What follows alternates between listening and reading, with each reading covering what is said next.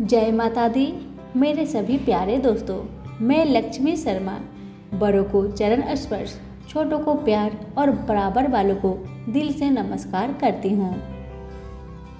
आज की वीडियो में आप सभी सुनेंगे श्री दुर्गा सप्तशती की पहला अध्याय और इस अध्याय में आप सभी सुनेंगे मेधा ऋषि का राजा सूरथ और समाधि को देवी की महिमा बताना। महर्षि मार्कंडेय बोले, सूर्य के पुत्र स्वर्णी की उत्पत्ति की कथा विस्तार पूर्वक कहता हूँ, सुनो। स्वर्णी महामाया की कृपा से जिस प्रकार मनवंतर के स्वामी हुए उसका हाल भी सुनो। पहले स्वारा रोचिस नामक मनवंतर में चैत्र में उत्पन्न हुए सूरथ नाम के एक राजा थे। सारी पृथ्वी पर उनका राज्य था। वह प्रजा को अपने पुत्र के समान मानते थे। तो भी कोलाविद वंशी नाम के क्षत्रिय उनके शत्रु बन गए। दुष्टों को दंड देने वाले राजा सूरथ की उनके साथ लड़ाई हुई। कोलाविद वंशियों की संख्या में कम होने पर भी राजा सूरथ युद्ध में उनसे हार गए। तब वह अपने नगर में आ गए। केवल अपने देश के राज्य ही उनके पास रह गया और वह उसी देश के राजा होकर राज्य करने लगे। किंतु उनके शत्रुओं ने उन पर वहां भी आक्रमण किया। राजा को बलहीन देखकर उसके दुष्ट मंत्रियों ने राजा की सेना और खजाने अपने अधिकार में कर लिया। राजा सूरथ अपने राज्याधिकार को हारकर शिकार खेलने के बहाने घोड़े पर सवार होकर वहां से एक भयंकर वन की ओर चले गए। उस वन में उन्होंने महर्षि मेधा का आश्रम देखा। वहां महर्षि अपने शिष्य तथा मुनियों से सुशोभित बैठे हुए थे और वहां कितने ही हिंसक जीव परम शांति भाव से रहते थे। राजा सूरथ ने महर्षि मेधा को प्रणाम किया और महर्षि ने भी उनका उचित सत्कार किया।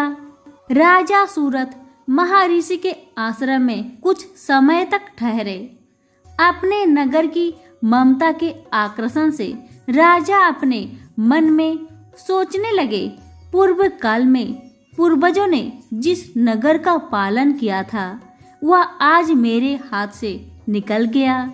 मेरे दुष्ट एवं दुरात्मा मंत्री मेरे नगर की अब धर्म से रक्षा कर रहे होंगे या नहीं।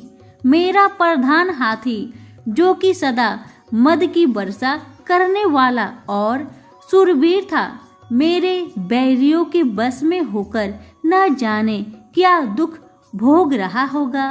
मेरे आज्ञाकारी नौकर जो मेरी कृपा से धन और भोजन पाने से सदैव सुखी रहते थे और मेरे पीछे पीछे पीछे चलते थे, वह निश्चय ही दुष्ट राजाओं का अनुसरण करते होंगे तथा मेरे दुष्ट एवं दुरात्मा मंत्रियों द्वारा व्यर्थ ही धन को व्यय करने से मेरा सचित किया हुआ मेरा खजाना एक दिन जरूर खाली हो जाएगा। इस प्रकार ही बहुत सी बातें सोचता हुआ राजा निरंतर दुखी रहने लगा।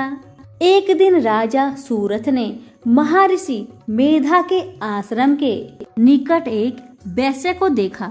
राजा ने उससे पूछा, भाई तुम कौन हो? यहाँ तुम्हारे आने का क्या कारण है और तुम मुझे शोकाग्रस्त अनमने से दिखाई दे रहे हो, इसका क्या कारण है?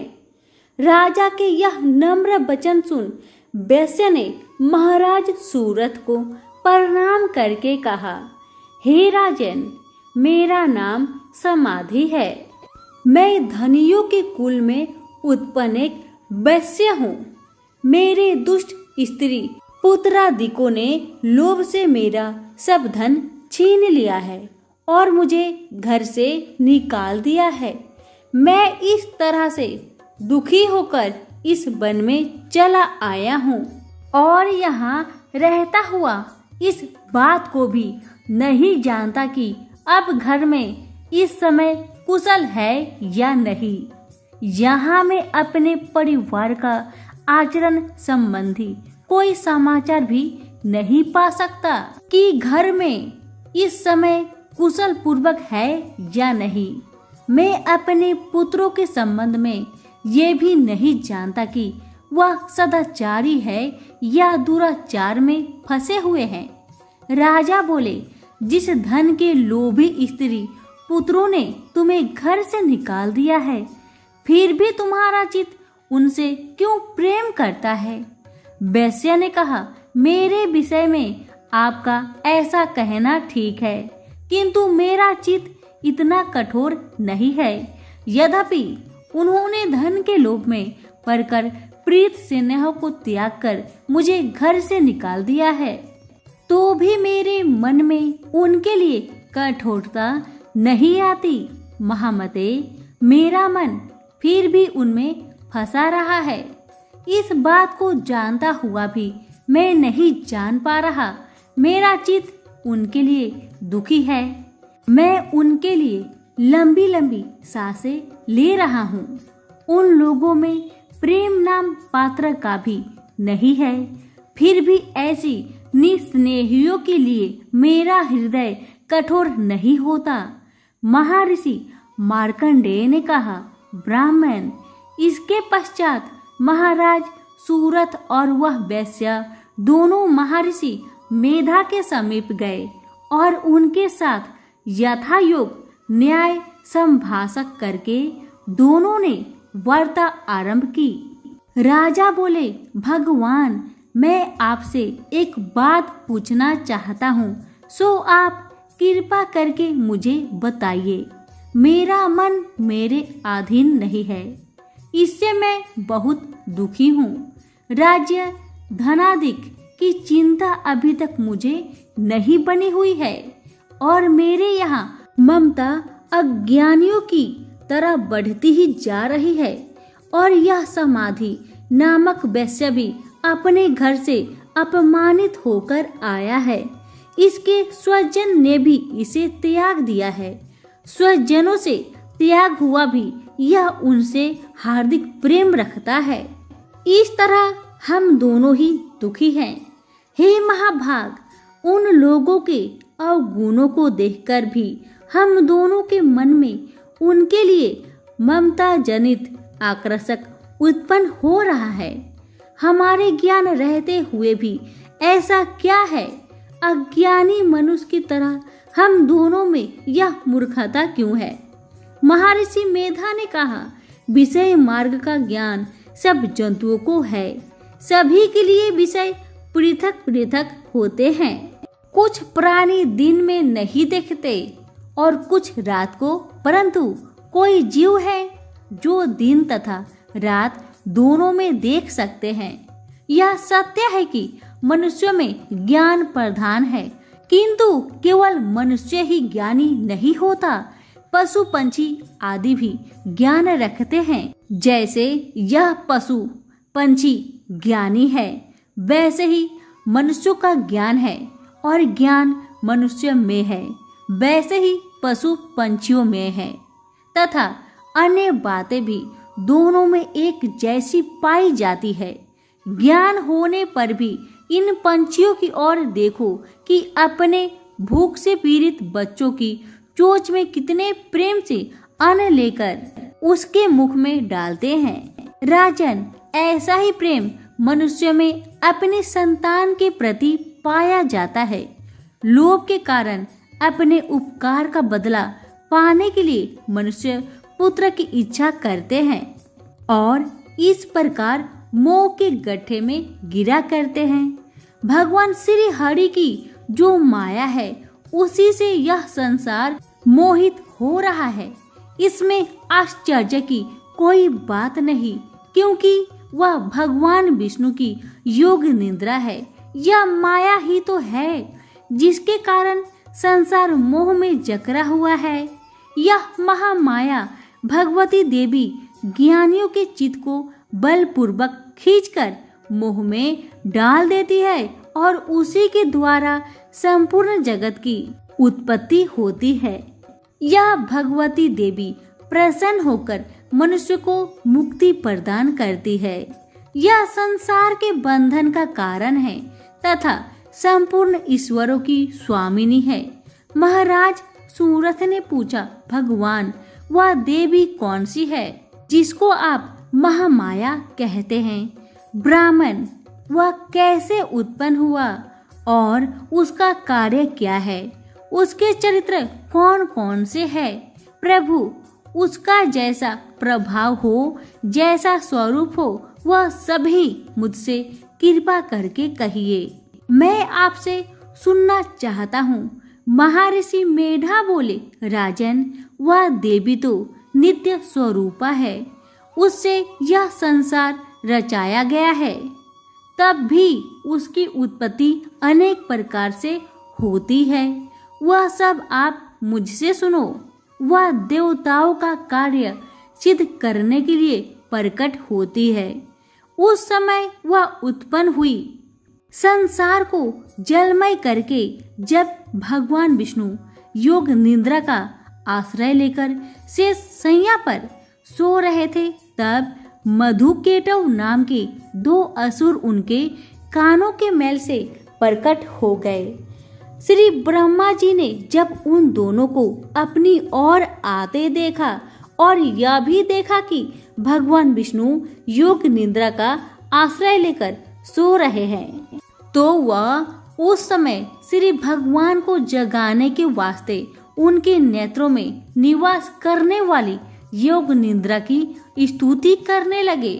श्री ब्रह्मा जी ने कहा कि हे देवी, तुम ही स्वाहा, तुम ही स्वधा और तुम ही वसटकार हो। स्वर भी तुम्हारा ही स्वरूप है।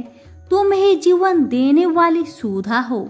नित्य अचर प्रवन में आकार, उकार, मकार, इन तीनों में मात्राओं के रूप में तुम ही स्थित हो।